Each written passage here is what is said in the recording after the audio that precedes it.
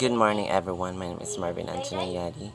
My topic report is all about taking out mortgages on property related loans. What is mortgage loan? A loan that is secured by property or real estate is called mortgage. In exchange for funds received by the home buyers to buy property or home, a lender gets the promise of that buyer to pay back the funds with a certain time frame for a certain cost. The mortgage is legally binding and secures the note in giving the lender the right to have legal claim against the borrower if the borrower defaults on the terms of the note. Basically, the borrower has possession of the property of the home, but that lender is the one who owns it until it's completely paid off. So there are fixed rate mortgages as interest rate on liabilities such as loan mortgage that remains fixed either for the entire term of the loan or for part of this term. A fixed interest rate may be attractive to a borrower who feels that the fixed interest rate therefore avoids the interest risk that comes with a floating or variable interest wherein the interest rate payable on debt on a benchmark interest rate earned, while a home buyer in the United States can obtain a mortgage with a fixed interest rate for the full 30-year term of his or her mortgage.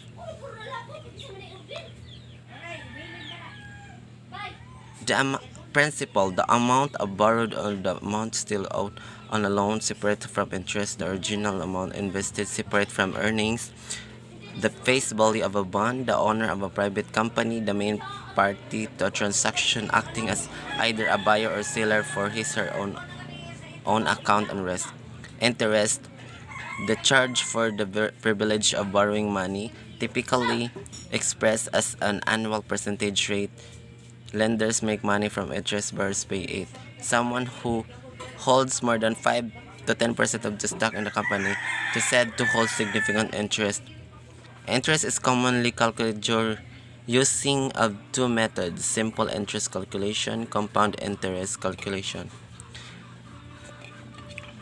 Variable rate mortgages, when to choose the variable rate loan, are generally the recommended option for people who anticipate declining interest, only plan to live in a particular home for a limited number of years, or anticipate being able to pay off their mortgages before the interest rate adjustment period is reached. Although they often use by borrowers seeking to purchase more home than they can actually afford, this is not the financially prudent way to borrow money. Adjustable rate mortgage, a type of mortgage which the interest rate paid on the outstanding balance varies according to a specific benchmark. The initial interest rate is normally fixed for a period of time, after which each receipt periodically, often every month. The interest rate paid by the borrower will be based on the benchmark plus an additional spread called an ARM margin. Cost. People generally think about a mortgage in terms of the monthly payment. While that payment represents the amount of money needed each month to cover the debt on the property, the payment itself is actually made of a series of underlying expenses. Down payment, a type of payment made in cash during the onset of the purchase of an expensive good service. The payment typically represents only a percentage of the full purchase price. In some cases, it is not refundable if the deal falls through. Financing arrangement is made by the purchaser to cover the remaining amount owed to the seller. So when we say down payment, it is the first payment when you purchase a product. Closing cost, the expenses over and above the price of the property that buyers and seller normally incur to complete